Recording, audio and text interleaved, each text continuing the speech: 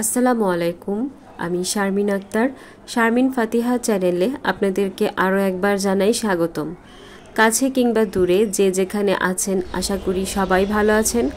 আমরাও আল্লাহর রহমতে ভালো আছি।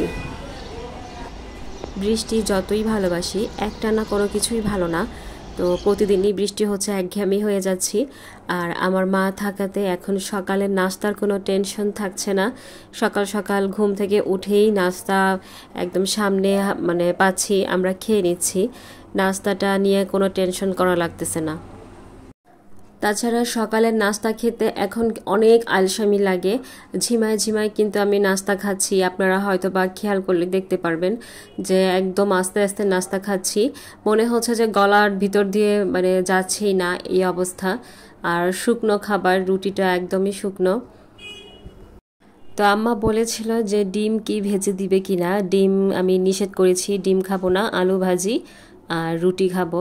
নিচে পরোটা আছে, পরোটা হচ্ছে আমার মেয়ের জন্য রেখে দিব আর ছেলের জন্য, ওরা আবার পরোটা ছাড়া খেতে পারে না।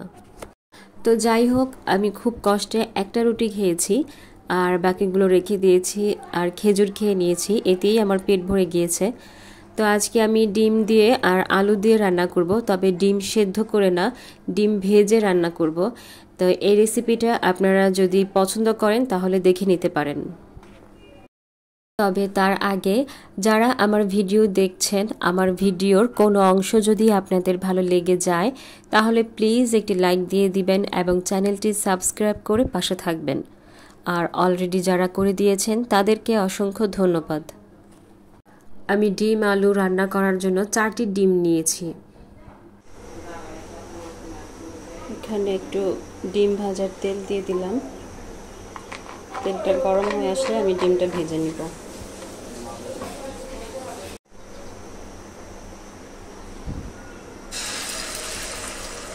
এখানে যেহেতু 4টা ডিম, তাহলে আমি দুটো দুটো করে ভাজবো।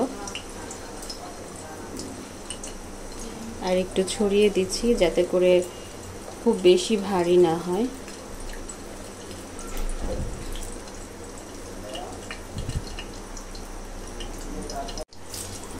আমি রোলের মতো করে দিয়ে দিব, তাহলে তরকারিটা খেতেও ভালো লাগবে, দেখতেও সুন্দর লাগবে।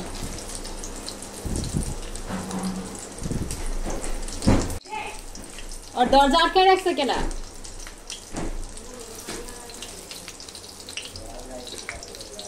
রায়ান অনেক দুষ্টুমি করছে, যার কারণে ওকে মনে হয় কেউ দরজাটা আটকাই দিচ্ছে। এই তো পুরো রোলের মতো হয়ে গেছে, আর কি সুন্দর ভারীও হয়েছে। এখন ভাজা হয়ে গেছে, আমি এটা উঠাই ফেলবো।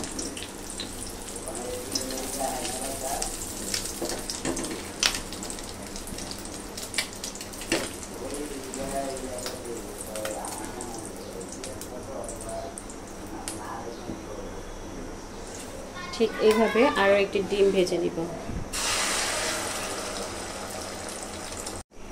আমি একটু ভাগ করে নিয়েছি।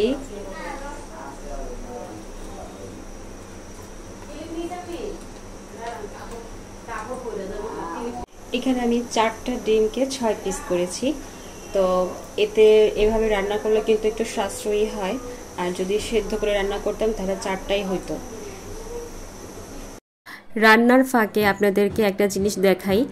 ফাতিহার বাবা অফিসে থাকলে যে মসজিদের নামাজ পড়ে, ওই মসজিদের একটা ভিউ আমি নিয়ে আসতে বলেছিলাম। বলতেছে যে গুলশানে যে মসজিদটা নামাজ পড়ে অনেক সুন্দর নাকি। তো আমি বলেছি যে একটু ভিতরের অংশটুকু দেখাই আমাকে, এজন্য ও কিছু অংশ ভিডিও করে নিয়ে এসেছে।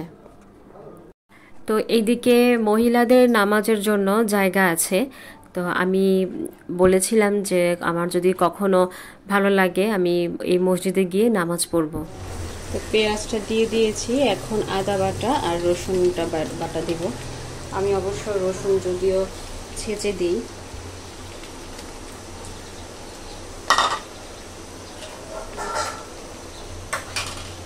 আর আদা বাটা দিয়ে দিচ্ছি, হলুদের গুঁড়া দিয়ে দিব আর মরিচের গুঁড়া দিয়ে দিব।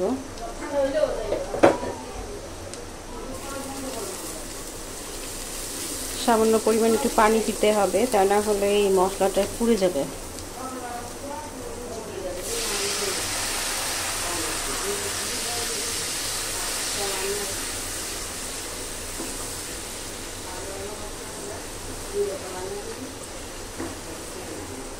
মশলাটা কষানো হলে আমি আলু দিয়ে দিচ্ছি।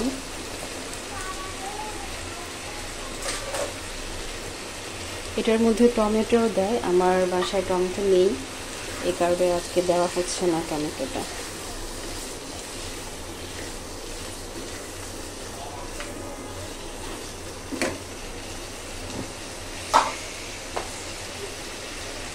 লবণটা পরিমাণ মতো দিয়ে দিতে হবে।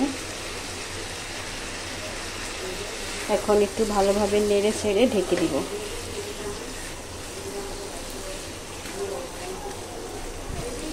প্রায় সেদ্ধ হয়ে গেছে অর্ধেক, এখন আমি পানি দিয়ে দিব।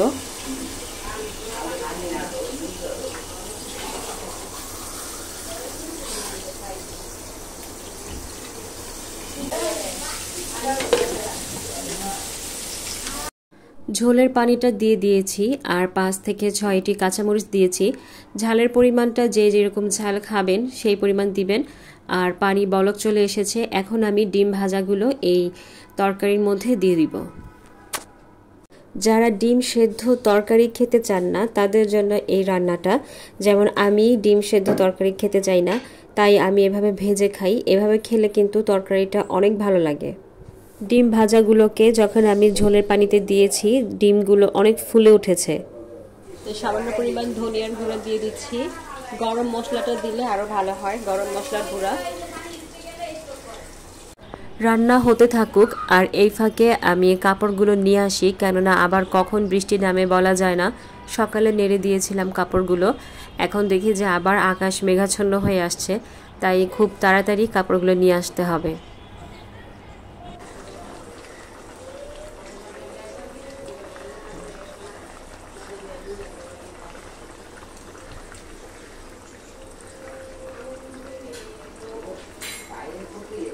ওই রুমে আমার আব্বা আম্মা আমার বড় বোন গল্প করতেছে।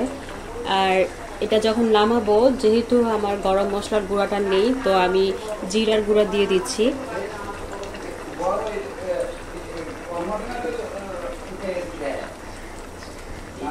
আমার বড় মামার কথা বলছে।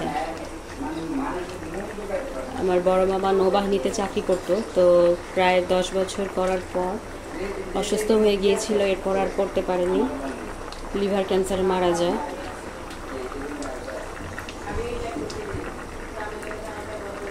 ঝোলটা প্রায় কমে এসেছে, এখন আমি নামিয়ে পরিবেশন করব।